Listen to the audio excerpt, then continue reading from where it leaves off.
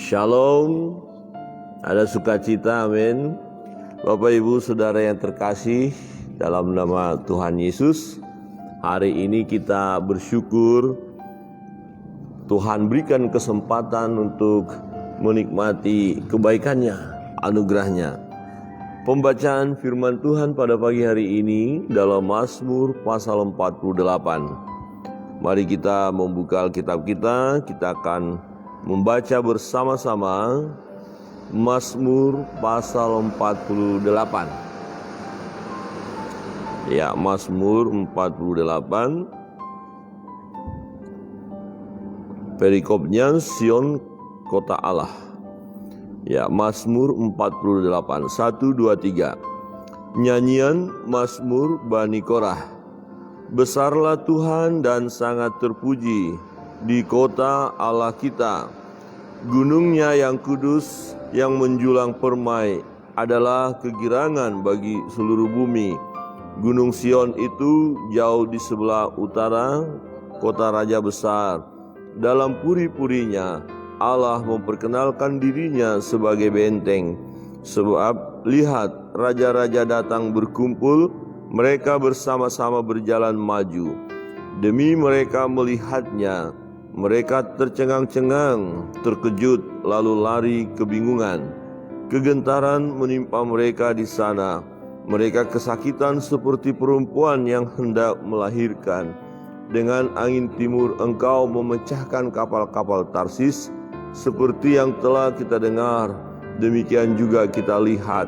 Di kota Tuhan semesta alam, di kota Allah kita, Allah menegakkannya untuk selama-lamanya. Kami mengingat, ya Allah, kasih setiamu di dalam bait-Mu. Seperti namamu, ya Allah, demikianlah kemasyuranmu sampai ke ujung bumi. Tangan kananmu penuh dengan keadilan. Biarlah Gunung Sion bersukacita. Biarlah anak-anak perempuan Yehuda bersorak-sorak oleh karena penghukumanmu. Kelilingilah Sion dan edarilah dia. Hitunglah menaranya. Perhatikanlah temboknya. Jalanilah puri-purinya, supaya kamu dapat menceritakan kepada angkatan yang kemudian, sesungguhnya inilah Allah, Allah kita, dialah seterusnya, dan untuk selamanya, dialah yang memimpin kita. Amin. Demikian jauh pembacaan firman Tuhan. Bapak Ibu Saudara yang terkasih dalam Tuhan, menarik kebenaran firman Tuhan dalam Mazmur 48 ini bercerita tentang kuasa Tuhan, kemasyuran namanya, dan telah terbukti tidak hanya sekedar nama tetapi ya perbuatannya ya terbukti, ya tindakan-tindakan Allah terbukti. Dan bagian terakhir kita lihat dari pasal 48 itu secara ayat 45 ada satu komitmen pengakuan bahwa Tuhanlah Allah, hanya Dia. Ya, di ayat 15, sesungguhnya inilah Allah, Allah kita, dialah seterusnya, dan untuk selamanya dialah yang memimpin kita. Bapak Ibu Saudara yang terkasih dalam Tuhan, jika kita melihat perbuatan Tuhan yang ajaib, jika kita sudah menikmati karya Allah yang luar biasa, jika kita sudah membuktikan kebenaran firman-Nya, nah bagaimana mungkin kita tidak mengikuti Dia? Bagaimana mungkin kita kemudian meninggalkan Dia? Bagaimana mungkin kita tidak percaya kepada Dia? Saudara yang terkasih dalam Tuhan, hal yang terpenting dalam hidup ini adalah penyerahan diri kita kepada Tuhan, kepada Allah, karena Dialah yang mempunyai segalanya. Ya, ayat 10 berkata begini, kami mengingat, ya Allah, kasih setiamu di dalam bait-Mu. Kasih setiamu. Jika Allah mengasihi kita, jika Allah begitu setia memelihara hidup kita, menjaga kita, bagaimana mungkin kita akhirnya ya meninggalkan Dia? Ya, jadi kalau akhirnya kita meninggalkan Dia, ya kita ini termasuk apa? Manusia yang keterlaluan. Ya, gambarannya seperti sepasang suami istri.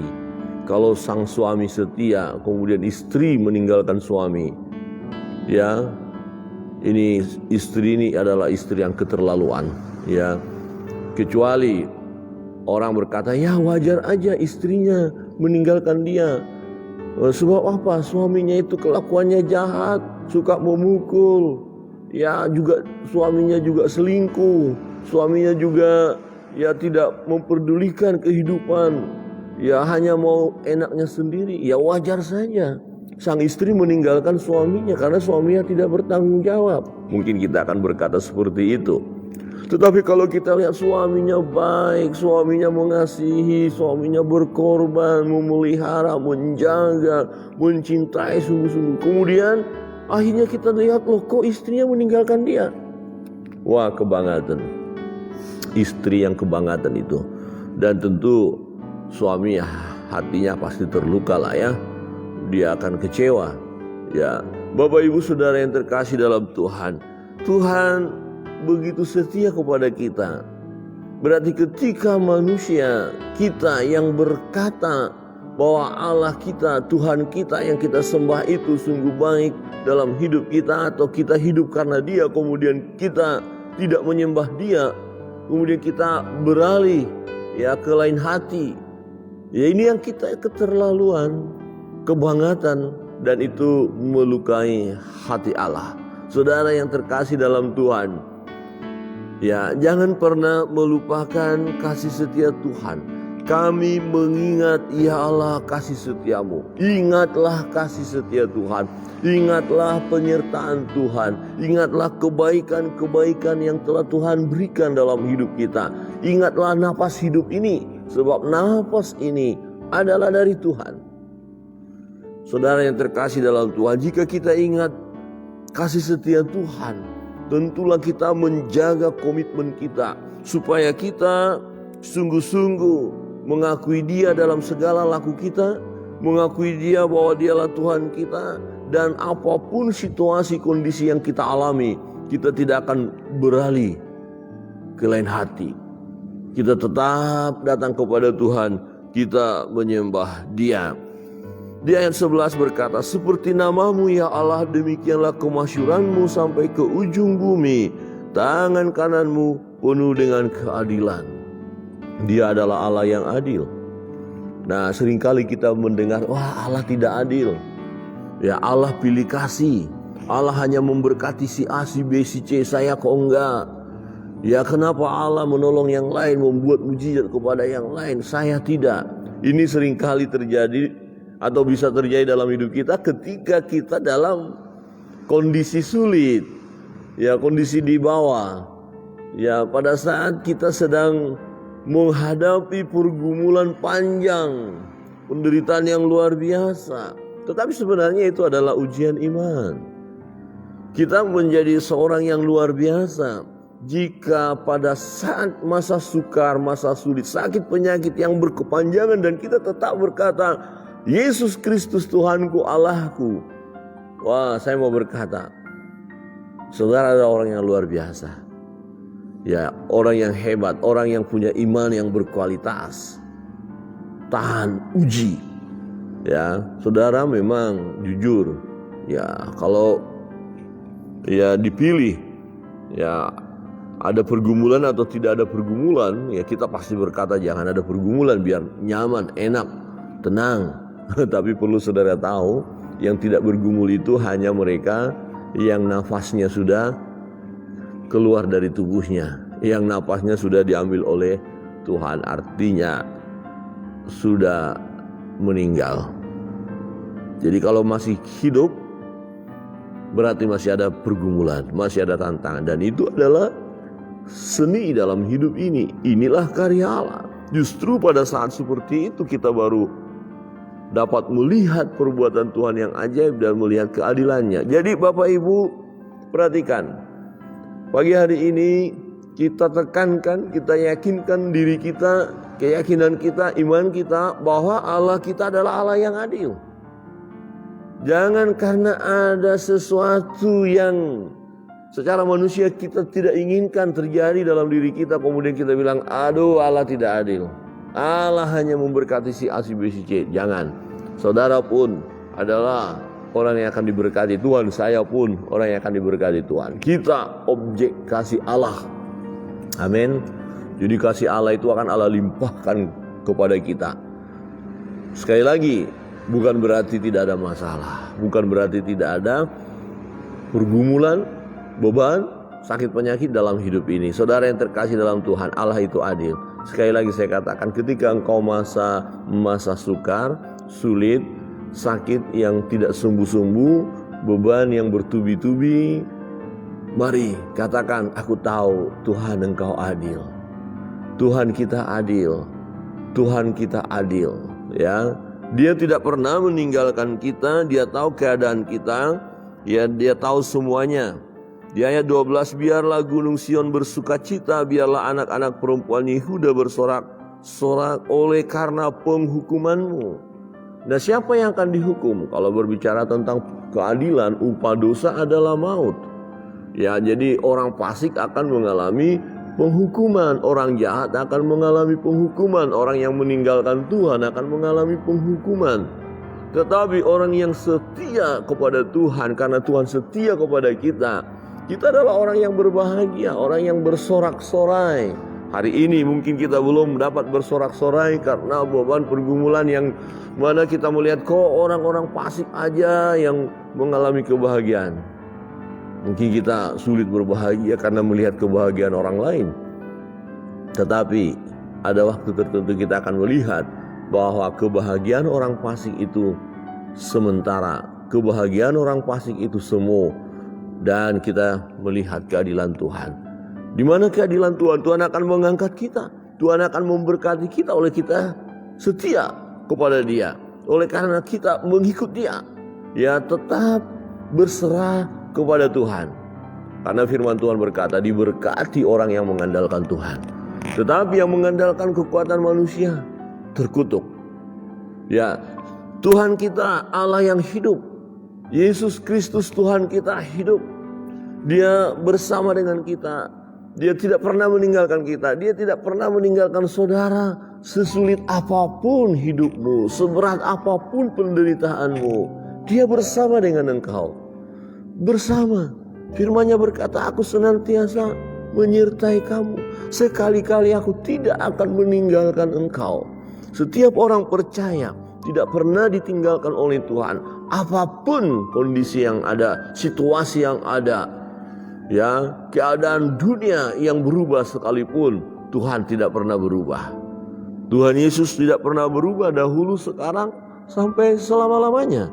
Saudara yang terkasih dalam Tuhan, mari bersorak-sorailah, bergembiralah, karena kita ada di dalam Tuhan, ya, ada di dalam Allah yang hidup, yang berkuasa, yang memproteksi hidup kita, ya, ada di kotanya yang kudus, ya, ada di kota yang begitu kuat bentengnya, ya, digambarkan seperti kita ada di dalam satu kota di mana dikelilingi tembok dan ada menara-menara jaga. Artinya apa? Kita ada dalam situasi aman karena Tuhan yang melindungi kita, Tuhan yang menjaga kita. Jadi jangan pernah takut dalam hidup ini. Tuhan akan menolong. Amin. Jangan pernah takut. Kalau saudara membaca dalam kitab Roma, siapa yang bisa memisahkan kita dari kasih Allah? Penindasankah, kelaparankah, bencanakah, mautkah, pedangkah, kuasa kegelapankah? Ya, tidak akan bisa. Bisa saja orang membunuh kita, tetapi kasih Tuhan tidak pernah lepas dalam hidup kita. Ya, tidak pernah. Begitu kuatnya kasih Allah itu, begitu kuatnya ya pemeliharaan Tuhan dalam hidup kita. Bapak Ibu Saudara yang terkasih dalam Tuhan, sesungguhnya inilah Allah. Wah, ini perlu pengakuan kita hari lepas hari. Sesungguhnya Yesus Kristus Tuhanku. Sesungguhnya Yesus Kristus Allahku.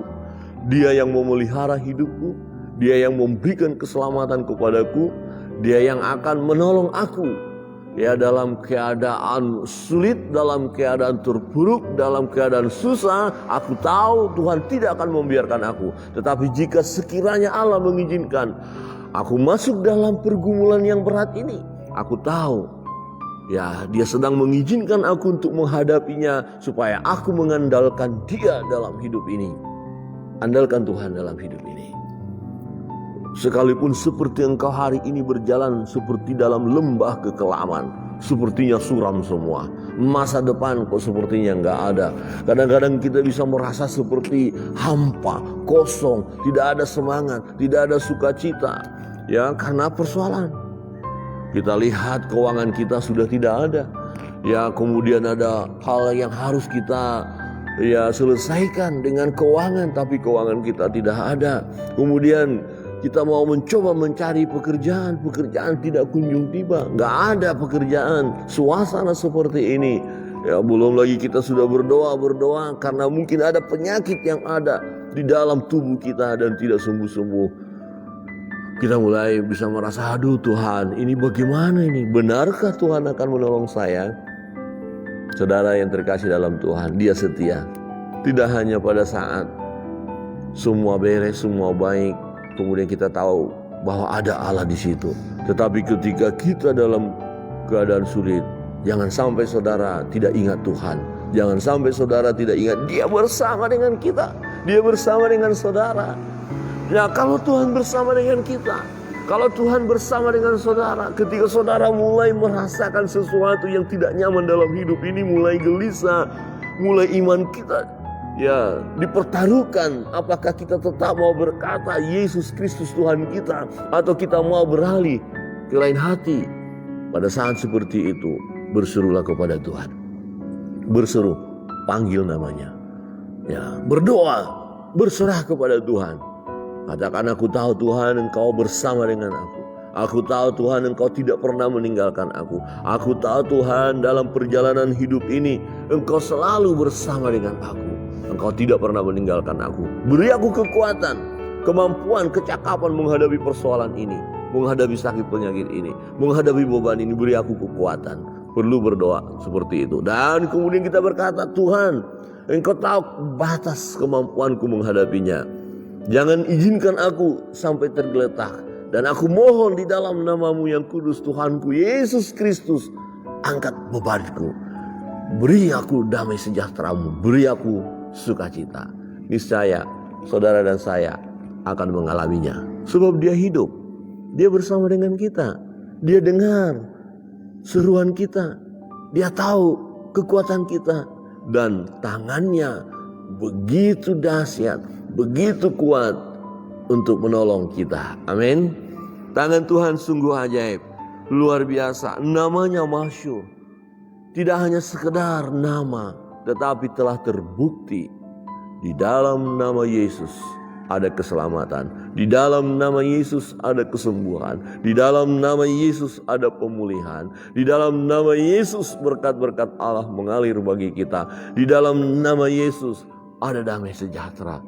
Bahkan dalam satu pujian, bukankah berkata, Yesus sahabat yang sejati, sahabat yang setia, yang menyertai kita sampai selama-lamanya.